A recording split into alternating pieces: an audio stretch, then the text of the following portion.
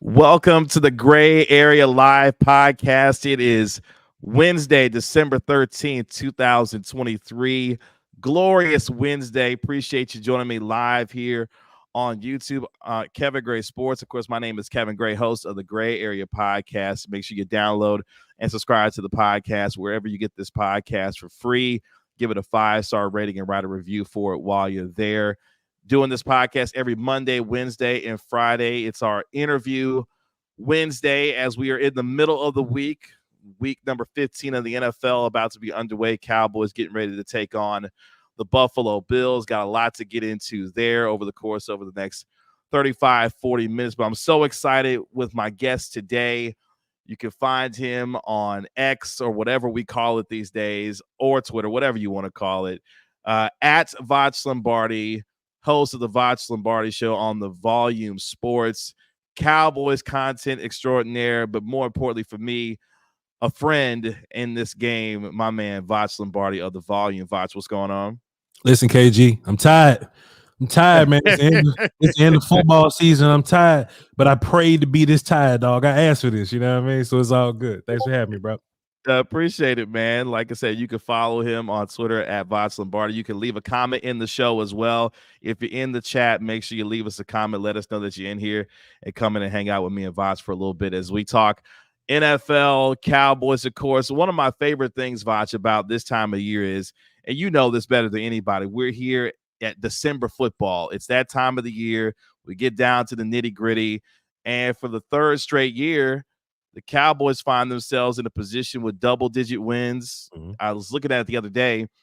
With 4 games left, Mike McCarthy and his Cowboys have now won 34 games over the past now almost 3 seasons, which on its surface, you're like, that's pretty damn good. But we know what the standard is when it comes to the Cowboys and winning championships. Just give me your 30,000-foot view of where you feel like the Cowboys are as they get ready to take on Josh Allen and the Buffalo Bills on Sunday. Let me just tell you what I just love about Mike McCarthy, man. And you know, I don't feel like I need to flat out apologize to Mike McCarthy because I have been critical. There's a lot of people who feel like they need to at this point. I think that's fair. I think you know, we can see something you're doing, you know, wave our finger at you. You know, you're doing a little too much here or there.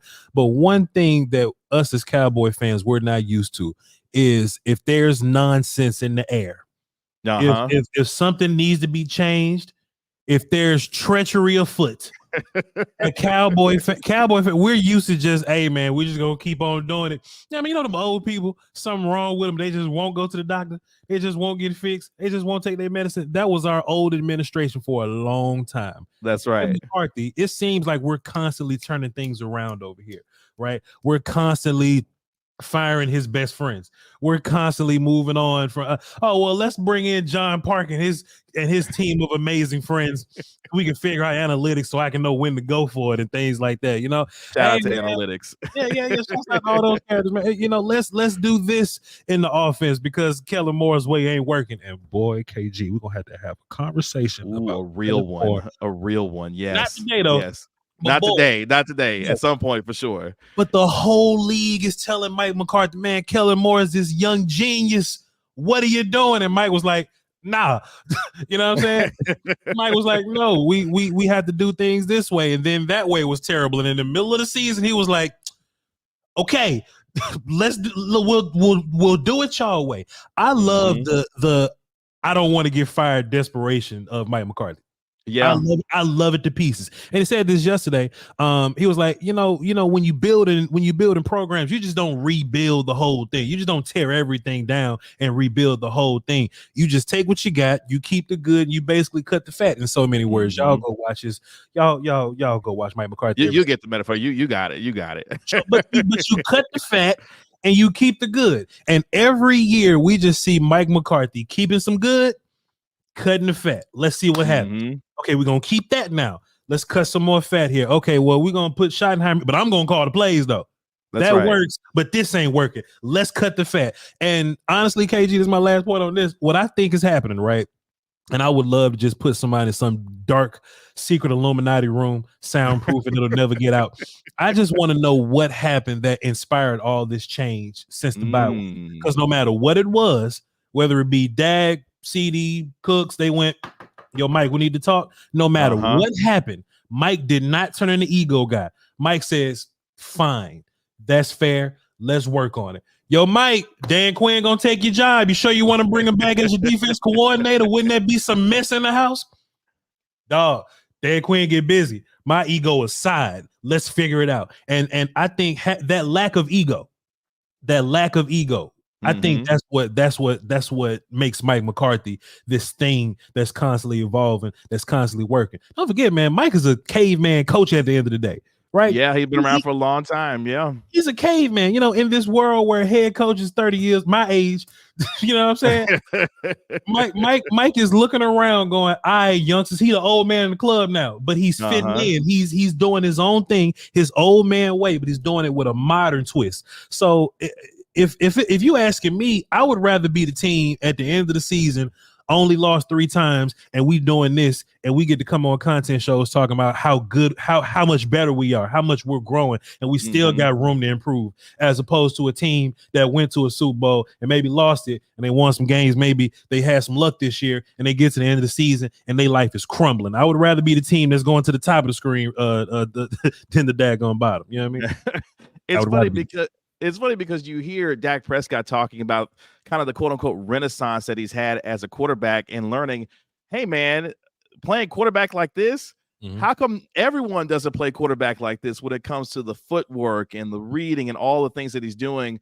But for me, Voch, I feel like the biggest thing for him is, yes, we know that he's been capable of making the kinds of throws that we've seen him make over the last 6-7 weeks, but it's the confidence in his legs, being willing to still make plays with his legs, extending plays, finding guys downfield, and the willingness to do that I think has added just another dimension to this offense. And I think for that confidence for him, that to me has been the biggest change for this offense now, is he's doing all the things that he's capable of, but now being able to add or re-add, I should say, the dimension of utilizing his legs, which makes this offense, I think, that much more dangerous at this point. Well, you know, when 2 good teams come together, right, the game is so tight. The game is so tight. You just need an extra 5 yards. And how many times have we been 1 first down away from a game looking totally different? And all the best do it. All the best quarterbacks right now. Even if you look at a guy like, Joe is hurt right now. Burrow, he's hurt. But Joe, even he's a guy like, hey, I don't run, but don't let me. You know what I'm saying? Exactly. You know, all the best do that. And if you could just steal, it's all about stealing. You know what I mean? I'm a passer of the football, but if I could steal a first down, if I could steal just a little 8-yard run, if y'all want to be cover zero, if y'all want to be man across the board, and all my receivers ran that way and nobody's there, I would be a fool to not run and get this daggum easy 20 yards. Because how about this, KG? I just said this the other day on Twitter. I'm not gonna call it X. You can, but I won't. I just said this the other day. If Brandon Aubrey is out here kicking 60, 65-yard field goals, in the event of a touchback, right? We're on the 25-yard line. All you need is 30 yards to be in field goal range. That's wild. Yeah. That's it. And this offense that's explosive, right? Brian Anger hadn't punted in weeks. Brian Anger just been. He got the easiest job in the NFL right now. Brian Anger been sitting back shooting dice on the sideline, chilling, listening to music, eating hot dogs, doing nothing, just hyping guys up.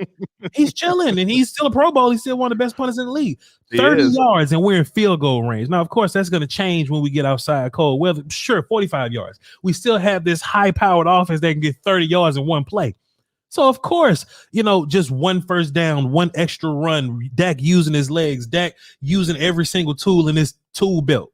Of course he's going to be better. Of course he's going to rack up points. Dak is leading the league in touchdowns right now, and the offense was nonsense for 6 weeks.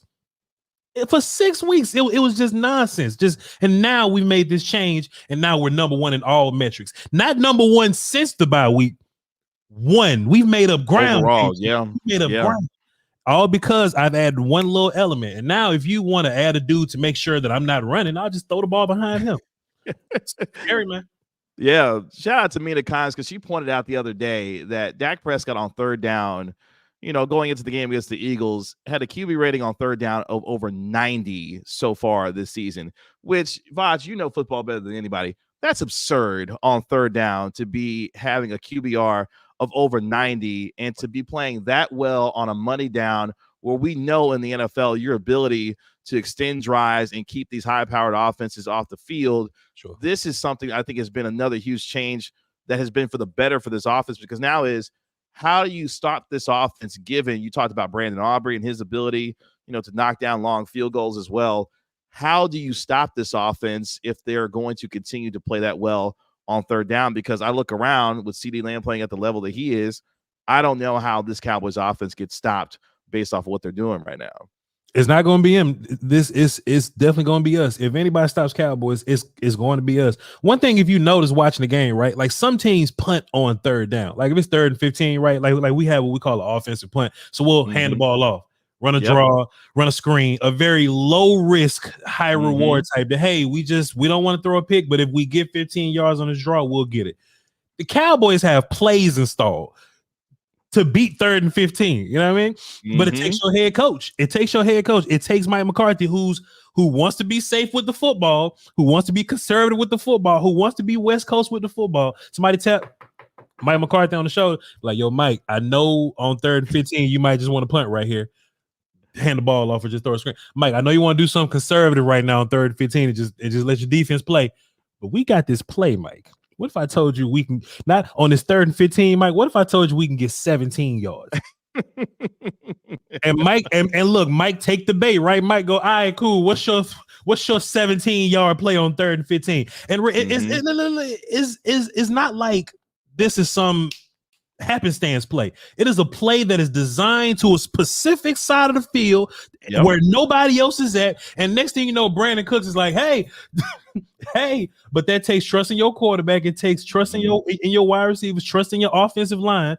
I know we're going to talk about it because KG, you just fantastic at asking me offensive line question. It takes trust in all these characters. And Mike McCarthy says, fine, let's run your 3rd and 15 play and give me 17 yards.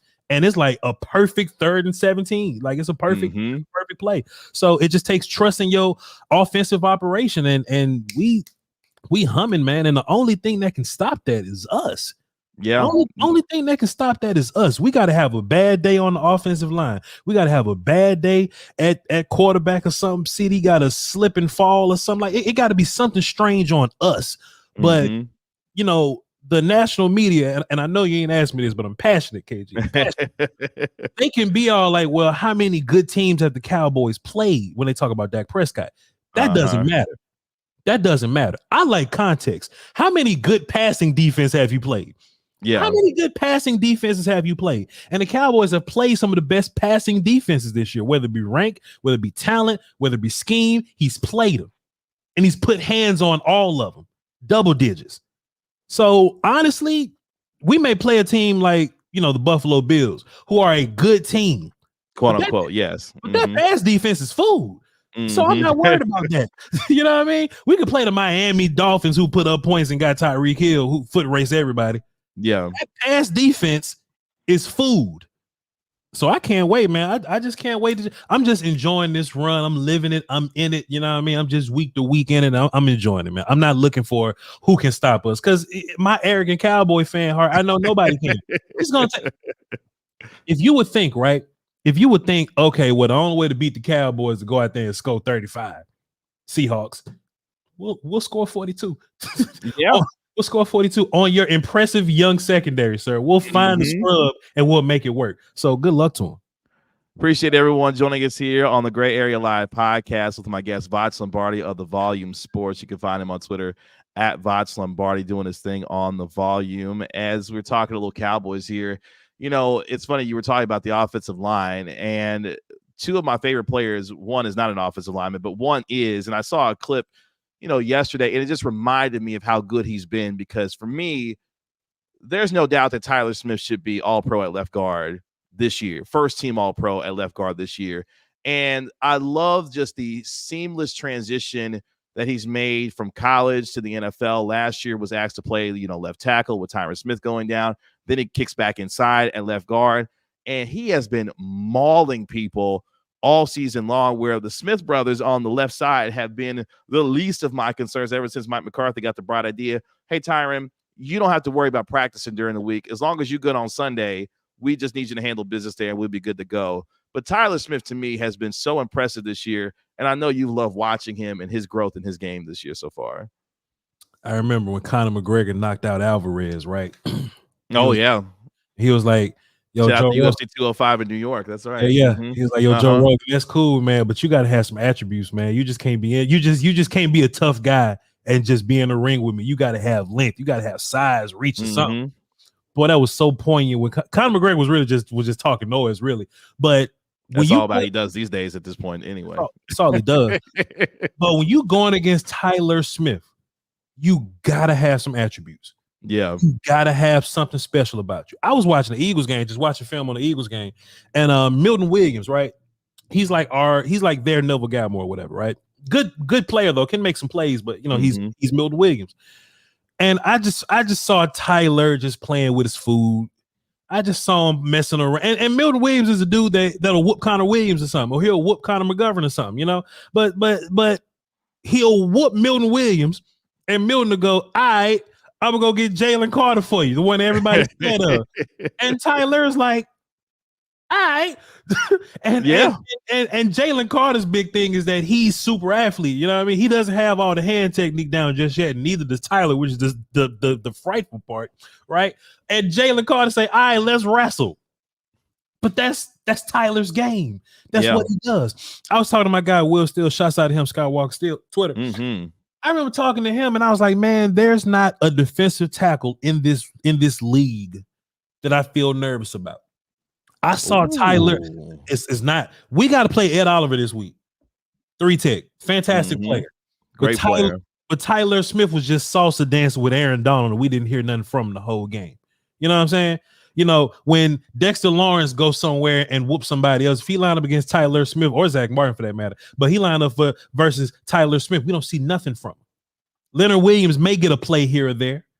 Jordan Davis get tired, but early in the game, you don't see nothing from Jordan Davis. So Tyler Smith is building this repertoire, this bag of bodies, not just versus regular dudes, but versus the best defensive tackles in the league. You understand? So when we go against whoever, pick your 3-tech, pick your guy. I'm not worried about the front of the pocket. That's Tyler Smith, Zach Martin. I'm not worried about the front of the pocket. You know what I'm saying? And he should be recognized as an all-pro. Pro Bowl's not good enough. No, not this year. No. If 6 people get hurt and I play 17 games and I'm around, Voch Lombardi can make the Pro Bowl in the NFC. I can't. But 6 people got to get hurt, though. Tyler Smith should earn all-pro conversation. Because look, Dak Prescott, if something bad is happening to Terrence Steele on the side, Dak has just evolved his game enough to where he can just swivel, turn, work, and scramble, right? But if it's happening directly in front of you, Dak just can't go backwards. He can't, you know what I mean? Like that's a different type of fight, pressure in front of you and pressure on the side of you. Ain't nothing coming from the left guard side, even in the run game, right? I could be watching film on the run. I'm like, Rico, please just find 73. Rico, please, Tony, please just find 73 because he whooping somebody. Yeah, 73 is whooping somebody, and low-key doing it 10 yards downfield too. 10 yards down the field. On top of the idea that Jason Garrett was absolutely wrong about practicing so hard, because practice don't make perfect. Tyron Smith has been incredible not practicing. You know what I'm saying? Absolutely fantastic. It was such a breath of fresh air, KG, when we was playing against the Eagles or whatever, and all right, we're gonna introduce you to the Dallas Cowboys. Dak Prescott, Mississippi State, #1. PFF down on the bottom, whatever Tony was. Tyron Smith, USC, #1 out of all left tackles. Tyler Smith, #1 out of all left guards. CeeDee Lamb was like 3 out of 30-something, 40-something, 50-something wide receiver. It's different, man. It's different. And people can call you homers all you want. Fine. Call me a homer. I'll take it, sir. Because I got 5 #1 players on my offense. You kidding me? In this team that we were going to lead off as a defensive team. We're going to play defense and run. Remember that? You remember that conversation before the season started?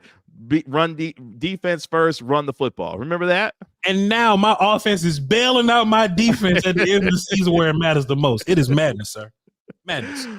My other favorite player so far, and having to get the chance to know him throughout the course of the season, he's a really fun guy and a good conversation and super mature for his age too.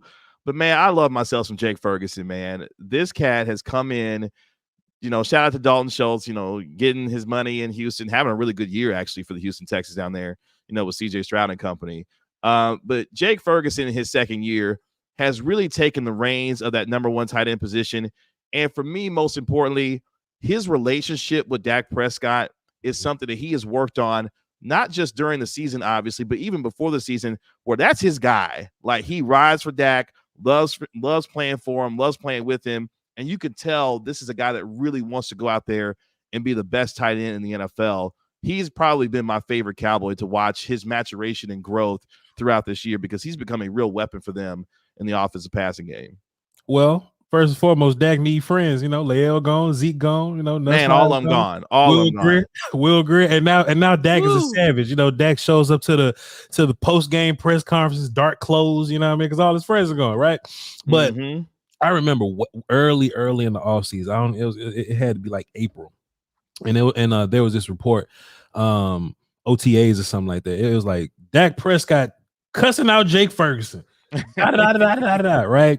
And if you put your thinking cap on and put on your glasses and really figure this out, if it's 5 tight ends, right, and the quarterback cussing out one of them, that means the quarterback's trying to push that one person. That's right. I played ball a long time ago. Coaches always tell you, if I don't say nothing to you, I don't care. The fact that I'm chewing you out, it means I can get more from you, right? So we saw this a long time ago with this Dak and Ferguson relationship or whatnot, right? And it took Ferguson a couple of weeks to grow and come into his own. But boy, that Seahawk game, man, Seahawk game, and now he's the darling of America's team. He just captured the hearts of everybody. And apparently, all it took was to do the first down sign over some short people and to catch a touchdown on damn Jamal Adams and look at him crazy. That's all it took. He was giving hell to Jamal Adams all night long in that Thursday night game, man. Oh, goodness. I hate to poo-poo on people that ain't on this team no more, Dalton Schultz. But I've never seen Dalton Schultz catch the ball and just get 18 additional yards. Let me tell you what's been happening the past 10 years at tight end or whatever, right? Whether it be Dalton Schultz, Jason Witten, Jarwin, whoever. They'll catch the ball, and they'll either fall down. That's right. Go out of bounds, sometimes backwards in the playoffs, or whoever's trying to tackle them, both of them would just run backwards together. They used to be able to Witten all the time. They couldn't tackle Witten, so they'll grab him and they'll just run backwards together. That's all they'll do. Jake Ferguson is a character who's blocking better than both of them. Like real late Witten, Dalton Schultz, Jarwin, whoever. He's blocking better than both of them, making more athletic catches than both of them. And he's an incredible yak monster. It's really going to show in the playoffs when these teams get real smart about our scheme and they're going to give us easy stuff. Hey, we don't want y'all to beat us deep, so we're going to give y'all the down under easy stuff. It ain't happened yet, but it's going to. It happens to all the best offenses. And what's going to happen, KG, is we're going to dump the ball down to Jake Ferguson, and that 1 yard gain going to turn to 15. And we're going 2 hurdles or something like that. And we're going to dump it down again, and we're going to dump it down again. And they're going to realize, all right, this dude got like 50 catches, like 50 yards on 3 catches. We got to do something different about this Ferguson guy. CeeDee Lamb needs to get his double-digit catches. Cool. But that second tier, you got Brandon Cooks and Jake Ferguson.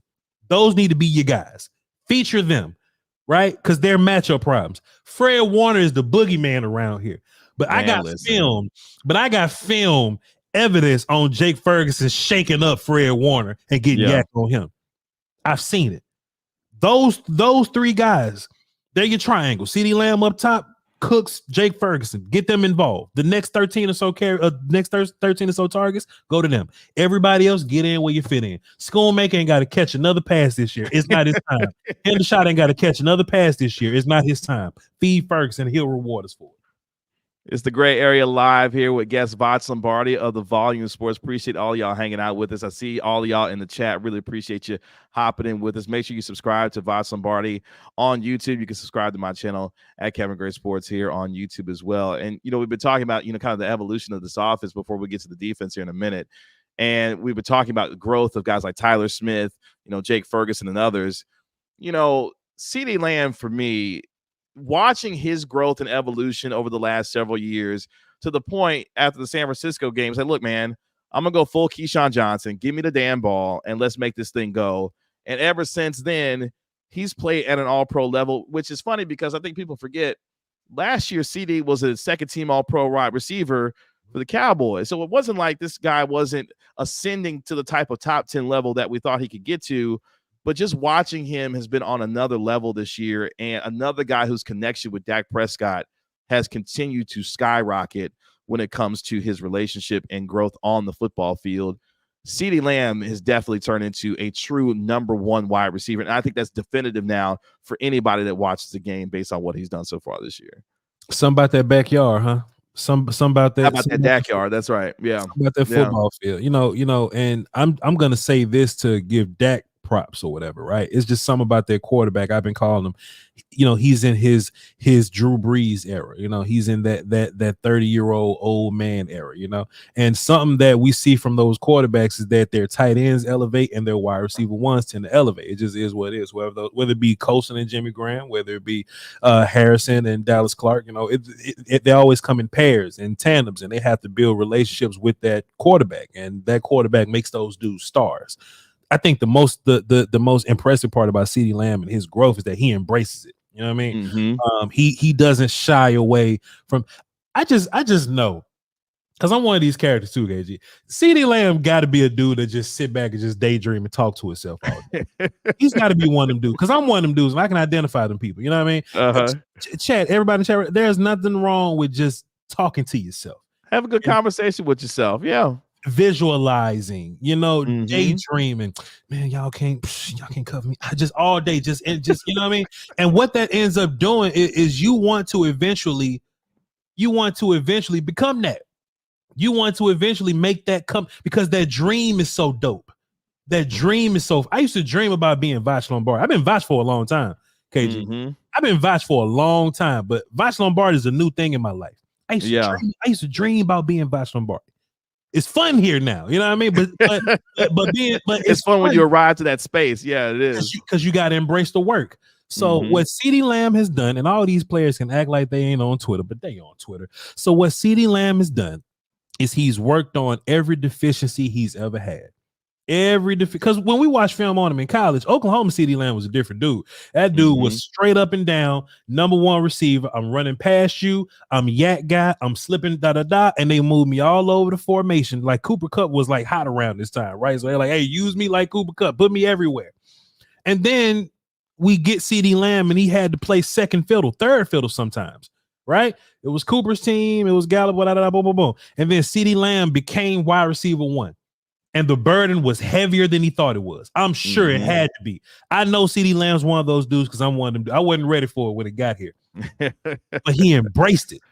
And he put in this work. And he went to Dak house. And he went to the backyard. And you would watch his story. It's all about nutrition. And he'll go in his backyard and tear up some grass. And we watched some videos about him running routes. And now CeeDee Lamb is an elite route runner. Now it's like, there's this new thing in football when you watch film. It's like they're creating routes now, right? It's not like a route you can identify. It's more so I'm just gonna run and get to this spot and the ball should be there. It's some new West Coast stuff, right? You can call it something. If you listen to these top tier football dudes, they'll be like, well, they're running what I would call a something. Well, back in the day, it was either a post or a corner or a slant or an out. But now you hear these dudes say, I'm going to run what I would call this a da-da-da-da-da-da. Because it's a lot of new offense going on, right? Dak and CD are embracing this thing. On top of giving Mike McCarthy even more credit. Hey, man, all that whole whoever's open, we just going to get it to him nonsense. That's a lie. CD is a stud, and we need to feature him in that way. So if we're throwing to spots now, CD is saying, okay, let me focus on the mental side also. I'm more than just an athlete now. All this happens in the National Football League now. Let me know every single spot to be. Let me understand where I need to be. If Dak is going to scramble, I need to know his favorite spots where I need to be while he's scrambling. And now we like this. Now we like Harrison and Manning. Now we like Brady and Randy or whatever. Pick a tandem, but now we this tandem. So when you see the very first touchdown, by the way, scramble drill, CD was on the other side of the field. And he was like, hey, I'm running this whip route. Dak in trouble. I'm sprinting to this spot now. And it's like second nature almost. And you can only do that by embracing your role, by dealing with the mentals, by dealing with the physicals, being a better route runner, all this knowing where your quarterback wants you to be. So shouts out to CeeDee Lamb. He's done the work. Ferguson's done the work. Dak's done the work. Super Bowl next, man. Take. And elimination of choice routes. Appreciate that, Kellen Moore. Get out of here with all that. And with all of that in terms of the offense. Talking NFL and the Cowboys with Voch Lombardi of the Volume Sports here on the Gray Area Live podcast. Appreciate all y'all hanging out with us. We're going to turn our attention to the defense for just a few minutes because I'm not going to lie to you. Before the game on Sunday against the Eagles, while we have lauded and loved Dan Quinn and what he's done so far with this Cowboys defense, looking at him with a little bit of side eye, with just because, look, man, there's been some unevenness at times with this defense. You mentioned a little bit earlier, this Cowboys offense at times having to bail out this Cowboys defense.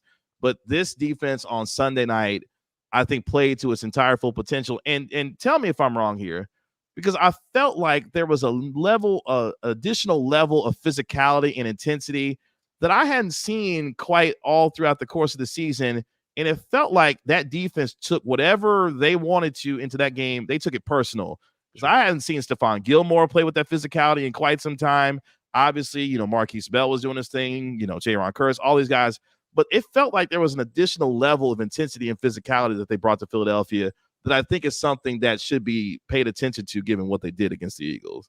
When you're forced to face your mistakes, and you understand the gravity of those mistakes, it motivates you to a whole nother level, man. To a whole nother level. That very first Eagles game, we could have beat them dudes 42 to whatever, You know what's funny about that too? I was talking to a player about that. They felt the same way. They felt like, based off of what happened the first time in Philadelphia, that they felt like they were the better team. And I think they took what happened in Philadelphia as like, look, we're going to show and improve it on this Sunday night game. But I think a lot of them have felt this way based on what happened in Philadelphia the first time around. If we get a stop but we just lined up off sides, or we hit some punter or another goofy pre-snap penalty, or the offense leaves 21 points on the board, one drop touchdown in the end zone, Schoonmaker on the line of scrimmage. Tony got into the end zone, but Tyron was holding, and Dak stepped out of bounds. Like, when you leave that many points on the board, you really look back and you go, man, we're supposed to beat the hell out of these dudes. And I'm sure if we, let's just say we didn't play the Bills this week and we had to play the Cardinals for a second time, they'll beat the hell out the Cardinals too, because we're forced to look ourselves in the mirror and acknowledge the nonsense that we were doing. Now we're in this hole, right? Now we've dug ourselves into this adversity that if we just would have taken care of business, we would have lost only one game. We'll be what? I don't even know the numbers. What's 12-1 or something? We would be 12-1 if we just take care of business, right? But now we're in this hole, and it is what it is. And now we're having to go. Now we got to be perfect versus Buffalo. Now we got to be perfect versus Miami. Now we got to be perfect versus the Lions and the Washington Football Wizards. I'm willing to bet you all those guys, they're already a very motivated group, but I'm sure everybody there was this unanimous shoulder tap. Hey man, we got to go out there and be perfect versus these Eagles, because just imagine how devastating it'll be if we go out there and lost them dudes. If we would have lost them dudes last Sunday, it would have been devastating. But we beat the hell out of them, and now we got new confidence, y'all. And now we got this brand new confidence we get to walk around with. We get to smoke anybody we want. You know what I mean? So it sucks that it happened. That first Eagles loss. It sucked that it happened. But at least they walked away from that game having a better understanding of who they really are, of who the Cowboys really, especially the Cowboys defense really are. This Eagles defense, sure, they had their problems all year, but that's still a solidly ranked defense. Let's go out there and smoke the hell out of them. And Dak gave them 7 points just to be nice. Dak fumbled the ball on purpose just to be nice to give them 7 points. The Eagles were only supposed to score 6 points, And they clearly had this game plan about taking the ball away, right? Like they weren't lucky for getting 3 fumbles in this game. They got 3 fumbles. Those were 3 very intentional fumbles that they caused. Very intentional. You're right. Very intentional. So, and Jalen Hurts turned the ball over 15 times this year, but the media doesn't care about turnovers this year like they did last year. So, we got to change with the times. We got to turn the ball over a little more to be a little popular. But it is what it is, man. Defense learned from their mistakes because they had to look themselves in the mirror. But that's good though. At least now we know that they're capable of having a down time and not staying down. You know what I mean? Like whether it be that Eagles game or getting thrashed on offense by the daggum Seahawks. At least we know that this defense can recover. At least.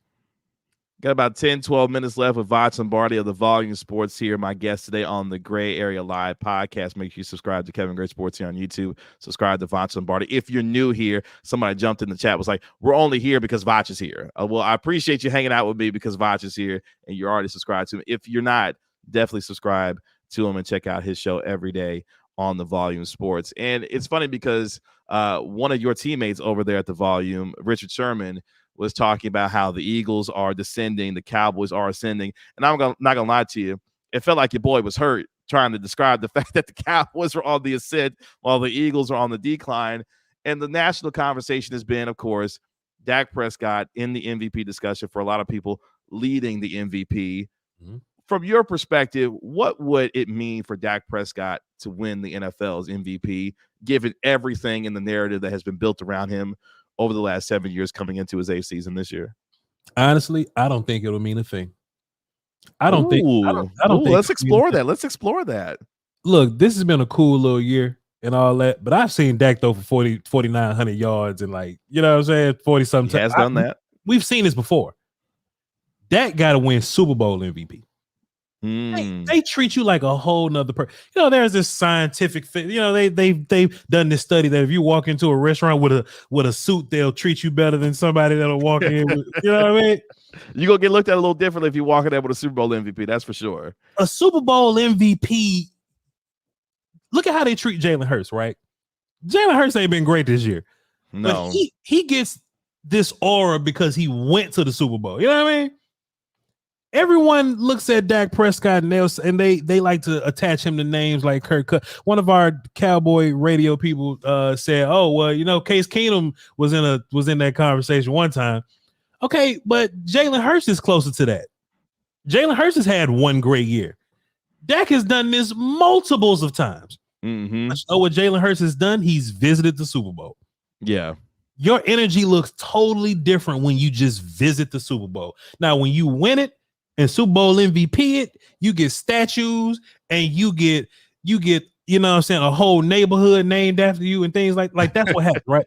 But if Dak wins the MVP, all they're gonna do on that network is they're gonna be like, well, Matt Ryan won the MVP, but he lost the Super Bowl, so who cares? Do it in the playoffs. Nobody cares. Yeah. Nobody cares about regular MVP. That's a regular season award. Cool, you got regular season respect, but that ain't what we talking about with Dak Prescott. We ain't talking about regular season.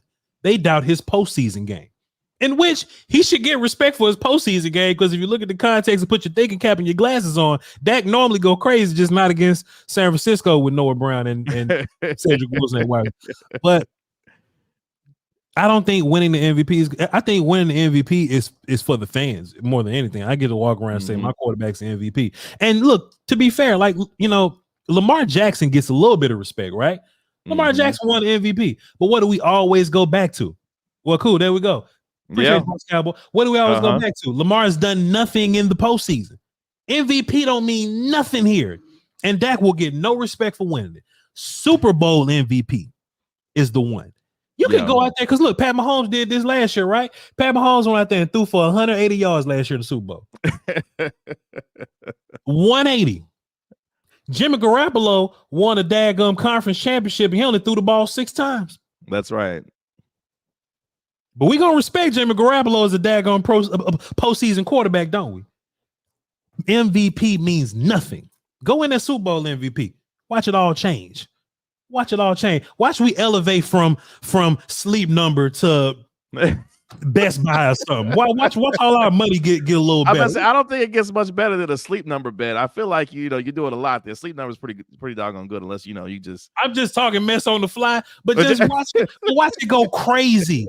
It would go crazy. The biggest franchise in sports, not in football, in sports, just won a championship. And the dude that did it is having the best season of his life right now. Damn that MVP. Super Bowl MVP is the one.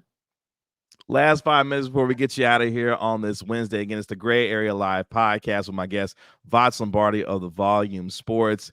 Give me your hottest NFL take right now going into Week 15. Around the whole Outside of the NFL? Cowboys. Yeah, outside of the Cowboys. Oh man, I got a couple of them. I got to do this NFL show for Bleach Report in a little bit. I'm warmed up for it. Oh man, Tua Tagovailoa is a fraud. Oh goodness, the Chiefs ain't good. Oh my goodness, the two best teams in the National Football League are in the NFC. Oh boy, Justin Herbert been terrible. Oh good. Hey, look, Chargers, when y'all fire Brandon Staley, fire Kellen too. Oh no, he's getting Kellen out the paint too. Kellen can go. Damn, he gotta go. He gotta go. Tyreek shouldn't be in he shouldn't be in the MVP conversation. He shouldn't be in the MVP conversation. Now wait a minute. Why can't Tyreek be in the NFL MVP conversation? Why should he? I mean, he's probably gonna set the record for receiving yards in the league this year. Nobody's ever done that, even though you feel like he's doing it. He's obviously doing it in 17 games. I mean, that offense runs through Tyreek there. CeeDee Lamb, you talk about Tua. CeeDee Lamb broke some records. Dak Prescott broke some records. Micah Parsons broke a couple of records. Should they be in the MVP? They've done some things nobody's ever done. Micah gonna be in Defensive Player of the Year conversation. He's gonna be right there as well for that. But I mean, Tyreek is definitely gonna win Offensive Player of the Year. That's a wrap for me. He's gonna win that. I just don't like how my whole life MVP has been a quarterback conversation unless you like Agreed. or something. But now my quarterback is MVP conversation. Now y'all want to act funny. Give it to the best running back or the best. It is convenient. Yes, it is convenient. Yes. I'd be damned. They're not gonna do that. But yeah, man, the league, man, the league is the league. It is what it is, man. The Lions ain't look, I just look at a team different when you lose to Green Bay on Thanksgiving, man. That's all. And low-key defensively, Detroit has not been good over the last several weeks, quiet as it's kept. No, but hey, we'll run into them with that. Cause look, KG, this is what happened. Coming into a Cowboy game, you're fantastic. You are a contender.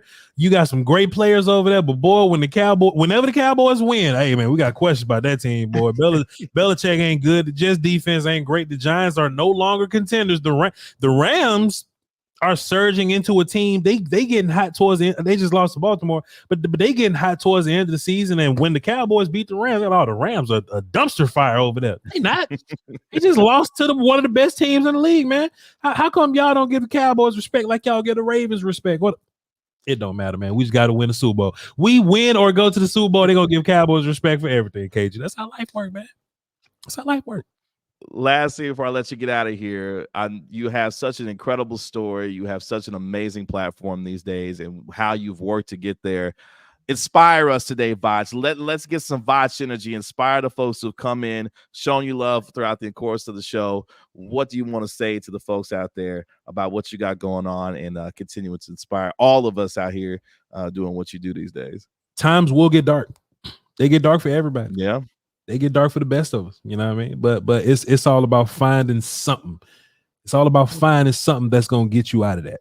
You know what I mean? And it's never gonna be some clear answer, but that's how like life works, right? Life's all about balance, and life don't give you anything. So just like if you want to be in shape, you got to work for it. You want to be smart, you got to work for it. You want to do whatever, you got to work for it. You gotta put time and effort into whatever it is that gets you out of that darkness. Shouts out to you, sir, because you do some things that most people would never do. You say, all right, I'm trying to get better at this. Let's cop this microphone right now. It's expensive too, and I could have did a whole bunch of other things, boy, but you were proactive in change. Nothing is going to happen overnight. Nothing is going to happen to you overnight. I was a young lad at 21 years old, and I thought something would happen overnight. I thought if I just sat on my hands, I thought if I just chilled out, I thought if I just waited this thing and snapped my fingers until something happened, something would happen. But that ain't how life works. If you sit down and you in cruise control, life will do that until you gone. It will cruise. You must be proactive and change. You got to shift lanes. You got to pull over and get gas. You got to wake up when you get sleepy. You got to put a little ice down your back so you don't fall asleep. When you run on the ridges on the side of the road, that's going to wake you up a little bit more. You got to pull out your map. You got to make sure your GPS is good. You got to get your tires and your oil change. You got to do many things to get on this road of prosperity and continue to get there. And there's many paths to freedom. There's many paths to freedom and prosperity, but you must be proactive in change. Yeah. To make those things happen. If you sit on your hands, it won't happen. But if you have a dream, if you have ambition, if you got something you want to do, and it ain't got to be just content. You could be like, all right, I want to be a doctor, but I'm just going to chill out, do nothing, and I'm just going to be a doctor tomorrow. Nah, you got to go do some doctor stuff. I almost but you got to go do doctor stuff. You might go do a residency, go learn some stuff, go figure it out a little bit. And it ain't even got, look, if you want to learn how to tie knots, go to Amazon and get a knot tying kit. If you want to change you will not change unless you change it. So just be proactive and change and reap the benefits of your change. And it's gonna be scary. It's gonna be scary. Because as humans, we don't really like change all that much. You know what I mean? We got sometimes we gotta be desperate to change. So sometimes we gotta be, all right, I've been working at Pizza Hut for 20 years. I need to change. You know what I'm saying? No, don't like embrace being afraid of something. Anything that's worth doing is you know, you gotta embrace that. You gotta embrace that. So go and make your change. Love you. It's always a fantastic conversation with my man Voch Lombardi. He is a terrific talent, works harder than anybody that I know in this business, and he wants to be great. And if you want to be great, follow and do what you need to do to find that greatness, because this is a man who has inspired a lot of us to continue to do what we do. Voch, tell the folks where they can find you, what you got going on, man.